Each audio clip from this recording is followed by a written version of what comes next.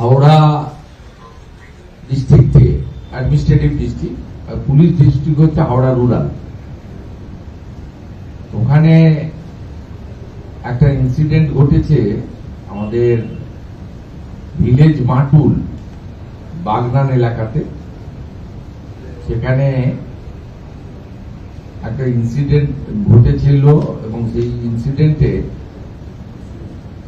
একজনকে খুন করে দেওয়া হয়। তিনি ভারতীয় জনতা পার্টির সমর্থক ছিলেন এবং এই ঘটনাটা ঘটেছে ওখানে একজন উপপ্রধান রয়েছেন গ্রাম পঞ্চায়েতে, তার নাম হচ্ছে মফিজুল ইসলাম খান।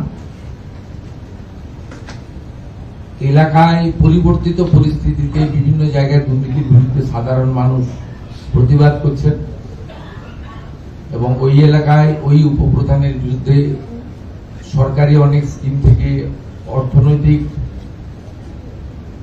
কাটমানি নেওয়া, প্রকৃত প্রাপকদের বঞ্চিত করা, গরিব মানুষকে বঞ্চিত করা ইত্যাদি অভিযোগ ছিল।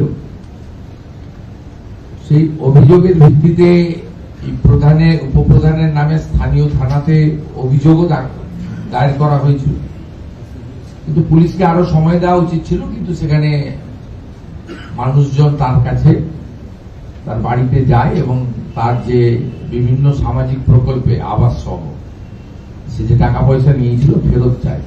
সেখানে এই ঘটনার পরিপ্রেক্ষিতে উনিও ওনার আত্মীয় স্বজন, পাড়া প্রতিবেশীর লোকজনকে যুক্ত করেন। যুক্ত করার পরে ওখানে যারা ওনার বাড়িতে গেছিল তাদের উপরে হামলা করেন। প্রায় 5 জন সিরিয়াসলি ইনজোর্ড হন, যাদেরকে কলকাতার এসএসকে হসপিটালে চিকিৎসাধীন রয়েছেন। আর একজন ওখানে স্পটে মারা যায়, প্রশান্ত দে, তাকে খুব গুরুতরভাবে ওখানে জখম করেন। এই এফআইআর এর কেস নম্বরটা হচ্ছে 419/2026, ডেটেড 18/6/2026। এর পরিপ্রেক্ষিতে ওখানে প্রশান্তদের যে ওয়াইফ রয়েছে সোমা দে, তিনি একটি কমপ্লেন করেন, এফআইআর স্টার্ট হয়। এফআইআর এ আপনার 8 জন অ্যাকিউজডকে গ্রেফতার করা হয়েছে, মনিরুল ইসলাম খান, রফিকুল ইসলাম খান এবং এটসেট্রা। 8 জন যারা ঘটনার সঙ্গে প্রত্যক্ষভাবে যুক্ত, তাদেরকে গ্রেফতার করা হয়েছে এবং আমাদের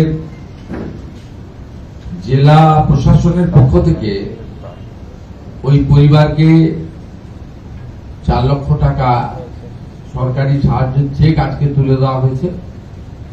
এবং আমি আপনাদের কাছে এটা বলার জন্য এসেছি, এই সরকারের সময়ে যেমন দুর্নীতিগ্রস্ত অভিযুক্তদের বিরুদ্ধে অভিযোগ করে আপনারা পুলিশ এবং সরকারের উপর আস্থা রাখবেন, আমরা দুর্নীতিগ্রস্ত লোকেদের কাউকে নেপাল বর্ডার থেকে আজকেও একজন দুর্নীতিগ্রস্ত প্রাক্তন এমএলএ গ্রেপ্তার হয়েছেন, পুলিশই গ্রেপ্তার করেছে, এসটিএফ গ্রেপ্তার করেছে, হুগলি রুরাল জেলার পুলিশ গ্রেপ্তার করে নিয়ে এসছে আপনার কর্ণাটক থেকে, বেলগাঁও থেকে। আমরা সেটা করব। আপনাদের যৌথভাবে জড়ো হয়ে কারোর বাড়িতে যাওয়ারও দরকার নেই। তো আপনারা যে উদ্দেশ্য নিয়ে আইনের শাসন প্রতিষ্ঠা করার জন্য আমাদের এনেছেন, পুলিশের উপরে আস্থা রাখুন। যেটা পুলিশের কাজ আছে পুলিশ করবে, যেটা পুলিশ পারবে না, ইন্টারস্টেট আছে, সিআইডি সাহায্য নেবে। এসটিএফ আমাদের টিম বানানো হয়েছে, তারা আধুনিক প্রযুক্তি ব্যবহার করে অভিযুক্তদের গ্রেপ্তার করবে। যাদের বিরুদ্ধে তথ্য প্রমাণ রয়েছে, সবার ক্ষেত্রে তো আমরা বলবো না, এটা রাজনৈতিক প্রতিহিংসার প্রশ্ন নয়, সরকার এভাবে চলে না।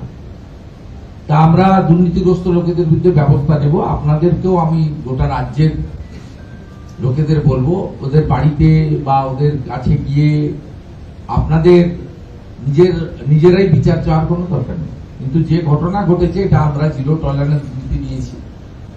এখানে সুনির্দিষ্ট খুনের মামলা হয়েছে, জামিন অযোগ্য ধারায় গ্রেপ্তার হয়েছে এই 8 জনকে পুলিশ কাস্টডিতে নেওয়া হয়েছে। এই কেসটি আমি সিআইডি কে ট্রান্সফার করছি। এই প্রশান্তদের মার্ডার কেসটাকে সিআইডি তে ট্রান্সফার করছি। ইতিমধ্যে জেলা প্রশাসন থেকে 4 লক্ষ টাকা মেজর কম্পেনসেশন ওর বাড়িতে দিয়েছে এবং আহতদের সবার চিকিৎসার দায়িত্ব রাজ্য সরকার নিয়েছে এসএসকেএম হসপিটালে। আমরা আমাদের মন্ত্রী ইন্দ্রনীল খানকে পাঠিয়েছিলাম, তিনি একটু আগে ভিজিট করেছেন। আমরা তাদেরকে সুস্থ করার সম্পূর্ণ চিকিৎসার দায়িত্ব সরকারের পক্ষ থেকে নিয়েছি এবং আমি এই পরিবারকে আরো মুখ্যমন্ত্রীর রিলিফ ফান্ড থেকে আরো 5 লক্ষ টাকা অ্যাডিশনাল আমরা দেব। তারা শোক কাটিয়ে উঠুক, তারপরে সাহায্য করব এবং সমাজে যদি কোনো কাজেরও ব্যাপারে আমাদেরকে ইচ্ছা প্রকাশ করে আমরা কথা বলে নেব, আমি নিজে কথা বলে নেব। সেক্ষেত্রেও সরকার বা মুখ্যমন্ত্রী ওই পরিবারের পাশে দাঁড়াবে এবং এই লোকেদের যাতে দ্রুত গ্রেপ্তার থাকাকালীন কাস্টডিতে বা জেসি হোক পিসি হোক থাকাকালীন তাদেরকে আমরা ক্যাপিটাল পানিশমেন্ট দিতে পারি, তার জন্য বিশেষ ব্যবস্থা আমরা নেব। সেই জন্য এই কেসটি আমরা সিআইডি কে হ্যান্ড ওভার করছি, সেটা আপনাদেরকে জানানো দরকার ছিল। আপনারা জানেন ফলতাতে একটা ক্রিমিনাল মাফিয়াকে মুক্তির জন্য একটা ইনসিডেন্ট কিছুদিন আগে ঘটেছিল। ইনসিডেন্টটা আপনার বেশ 2-3 দিন আগে ঘটেছিল, আপনারা জানেন। সম্ভবত 16 তারিখে ঘটেছিল। তার পরিপ্রেক্ষিতে 3টি মামলা ফলতাতে মোট হয়েছে এবং এই মামলাগুলিতে সমস্ত আমাদের যে বিএনএস এর যে সমস্ত ধারা রয়েছে এবং অ্যান্টি ন্যাশনাল অ্যাক্টিভিটি, যেহেতু পুলিশ এবং সিএপিএফ এর উপর হামলা করতে এসেছিল, যদিও সফল হয়নি, খুব শক্ত হাতে মোকাবিলা করেছে ওখানে পুলিশ এবং আধা সেনা। তা আমরা আমাদের যে সমস্ত সেকশনগুলো রয়েছে, বিশেষ করে 3/4 ইএস অ্যাক্ট, এই অ্যাক্ট আমরা লাগিয়েছি 3টেতে এবং এদেরকে দৃষ্টান্তমূলক শাস্তি শুধু নয়, এদের প্রপার্টি অ্যাটাচমেন্ট করে সরকার ক্ষতিপূরণ আদায় করবে। এখানে এখনো পর্যন্ত আপনার ওখানে গ্রেপ্তার হয়েছে মোট 13 জন। এই 3টি মামলা ফলতা পিএসএ হয়েছে। এই 3টি মামলার পরিপ্রেক্ষিতে মোট 13 জনকে গ্রেপ্তার করে টোটাল 25 জন গ্রেপ্তার হয়েছে। তার মধ্যে 12 জন পিসিতে আছে, 13 জন জেসিতে আছে। যাদেরকে টিভিতে বা সোশ্যাল মিডিয়াতে বা ভিডিওতে দেখা গেছে তাদেরকে চিহ্নিত করে আমরা ব্যবস্থা নিচ্ছি, এটুকু আমি আপনাদের বলব। ये जो ब्रिज कोलैप्स हुआ वो पिछले साल अक्टूबर में बनाया गया था, 1 साल भी नहीं हुआ, लेकिन today it was washed away.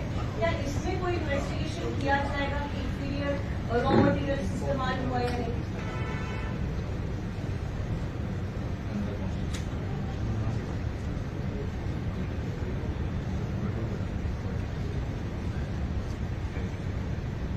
ये तो इन्वेस्टिगेशन होगा, लेकिन प्राथमिकता यही है वो रोड को खड़ा करने का। आज वो जो वॉश आउट हुआ है ब्रिज, वो था टेम्पोररी अरेंजमेंट, और उसका साथ साथ जो परमानेंट अरेंजमेंट था वो तो काम चल रहा है, अंडर कंस्ट्रक्शन।